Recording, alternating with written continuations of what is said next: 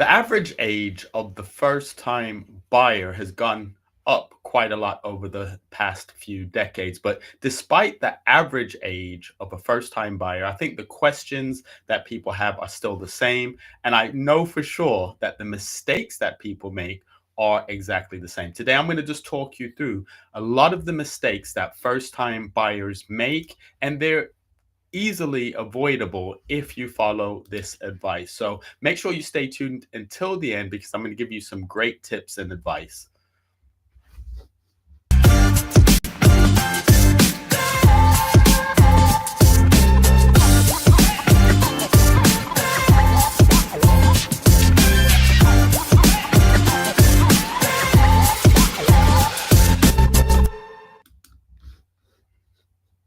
My name is Anthony Lindsay, and I've been in finance for over 30 years. So when I give you information and I talk you through different concepts, it's coming from a place of just practical experience as well as life experience. I do find that first time buyers are making the exact same mistakes. Even those people that tend to be a little bit older because of the economic situation that people find themselves in. It's not like it was 20, 30, 40 years ago where people were coming out of college and potentially with no university degree and able to start a job, just a regular job, and buy their first property. It's not like that anymore. So a lot of people are waiting until later in life to buy their first property.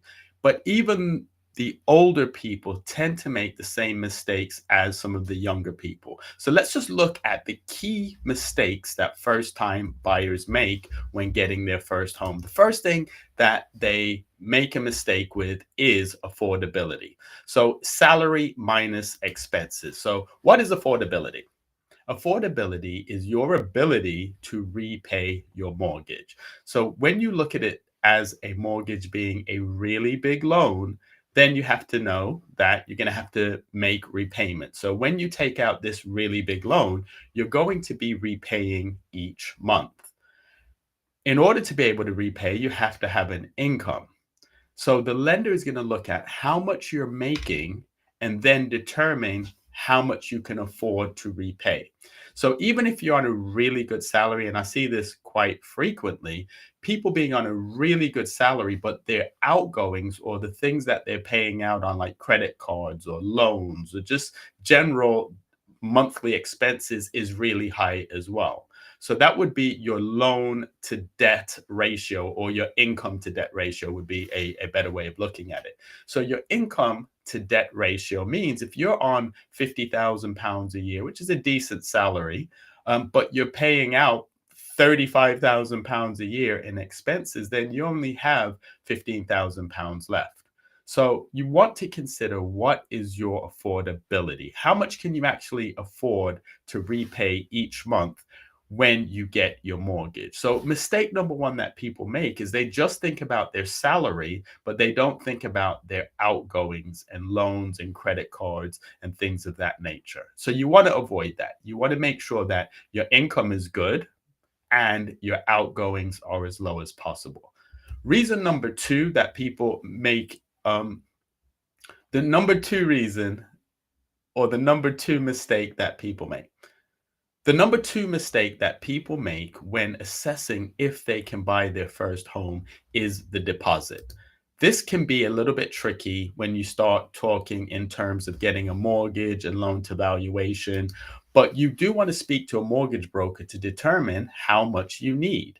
So, how much do you need as a deposit? And you want that number to be a pound amount and not a percentage. So as you're saving to purchase your first home, whether you're an older person or a younger person, you want to speak to someone that can give you some realistic figures, not as a percentage. The percentage thing will always trip you up. You want to know in pounds and pence, how much do you actually need to buy the home that you want to live in? It's no sense or no use having a number, a fictitious number, if you haven't actually looked at property prices in your area or in the area that you'd want to live in. So the mistake that a lot of first time buyers make, whether they're older or younger people, around the idea of deposit is they think in terms of percentage as opposed to pounds and pence. That amount that you have towards your deposit will also have to include some of your moving costs. So your solicitor's fees, your broker's fees, other things that are involved with getting a mortgage. It's not just the amount that you pay down on the property. There are other fees involved. You may need to pay for the valuation. You may decide that you're buying a home and you want to have a survey done. You'd have to pay for that. So all of these things are going to come out of your savings. So thinking about deposit towards the property is one thing, but also consider the other costs involved in buying your first home. So that's reason number two. Reason number two, or the mistake that most first time buyers make, is they look at deposit as in the terms of percentage as opposed to a pound amount. So what's number three? Reason number three is not being ready. So ask yourself, are you actually ready to buy your first home? It takes a lot longer than you think. So you want to start planning early. And how do you plan? You speak to a mortgage broker. So you speak to a mortgage broker that they can give you a realistic timeline. They can give you some numbers for repayments, how much you need for a deposit, what criteria you need to meet. You need to prepare. I do find that first time buyers, whether they be older or younger people, they have numbers and ideas in their head. Often these ideas are shaped by social media and people on TikTok, but they've never sat down with a mortgage broker and actually crunched some numbers, said, well, this is your salary, and therefore this is how much of a mortgage you can get. How much do you have for a deposit? Are you full-time employed, self-employed? Did you recently start contracting? Are you paid through an umbrella company? These are all the things that a mortgage broker will be able to discuss with you and let you know what lenders will lend to you based on your individual circumstances. So, are you ready? Are you ready to get a mortgage now? Or are you just having the discussion that you can get a mortgage in the future? That's fine too. And that's what you should actually do. They do say people don't plan to fail, they fail to plan. And because people fail to plan, by the time they think they're ready to get a mortgage, quite often they're not. Or there are things that they could have done to put themselves in a better position to get a better mortgage or a better product.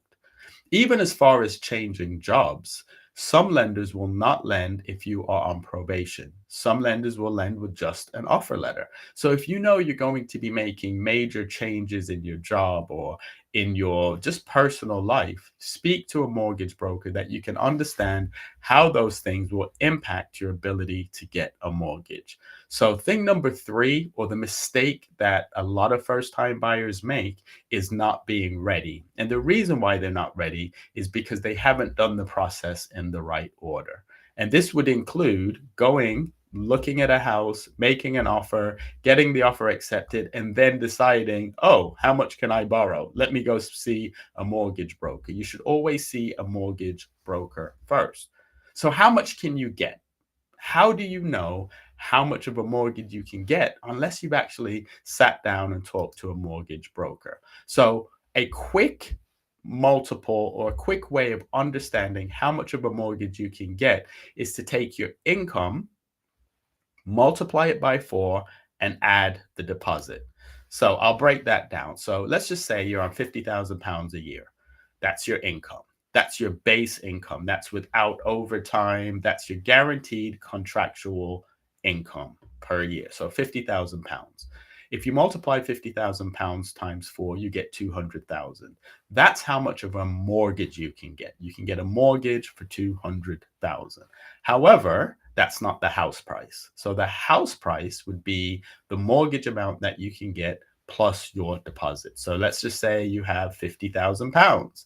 So you have a £50,000 deposit, you can get a mortgage of 200,000. That makes the house price 250,000. This is just a rough estimate. When you go on Zoopla or Rightmove, they'll give you other figures, and quite often those are very misleading because those figures are based usually on a vanilla client. So that's someone UK passport, PAYE, decent deposit, has been at their job for a while, etc., etc., etc., etc.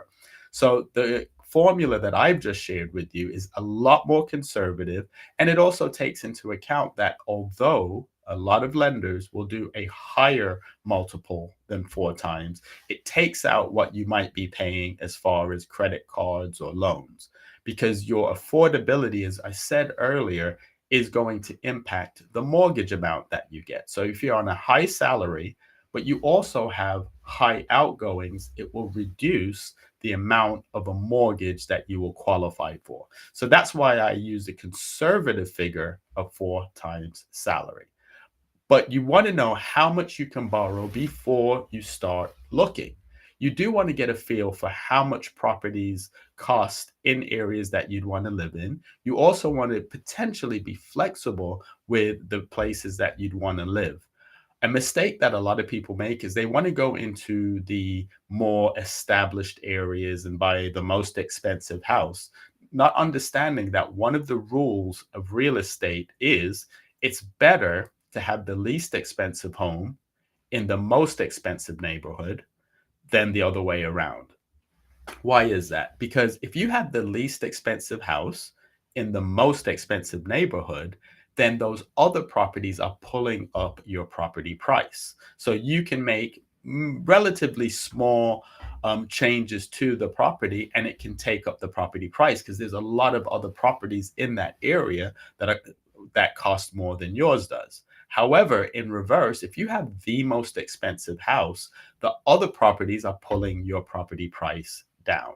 So this is why, as a first time buyer, especially if it's not going to be your forever home, it may make more sense to go into an area where is being redeveloped, that the property prices are going to be going up, as opposed to an area where the property prices are probably already stabilized. So you want to understand how much you can borrow, and how much you can borrow should coincide with how much you would need to live where you want to live, which might involve some flexibility. Maybe you feel you want a 3 bedroom, but you're a single person and you could get away with a 2 bedroom. So you have the 1 bedroom plus the bedroom for if you have guests or you want to use that as a home office.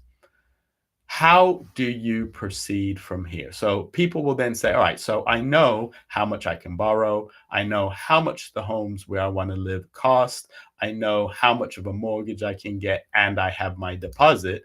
So what do you do from here? You speak to a mortgage broker. Don't go directly to the bank. The reason why you don't want to go directly to the bank to get your mortgage, even if you are a vanilla client, is because when you go to your bank, they're only talking to you about their products. When you go to a mortgage broker, they're able to talk to you about a full range of mortgage products. So they'll be able to find a lender that maybe will do a higher income multiplier for you. So instead of the 4 times income that I've talked about, they might do 4.25 or 4.75.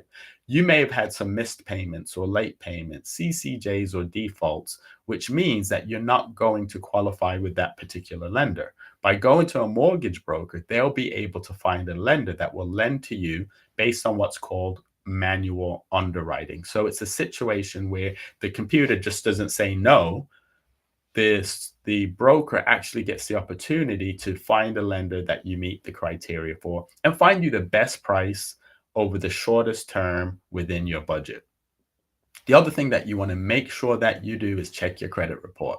If you've watched any of my videos, you know I talk about credit profile versus credit score quite a lot, but you should have a good grip on what your credit profile looks like. And the best way to do that is to make sure that you check your credit report at least once a year.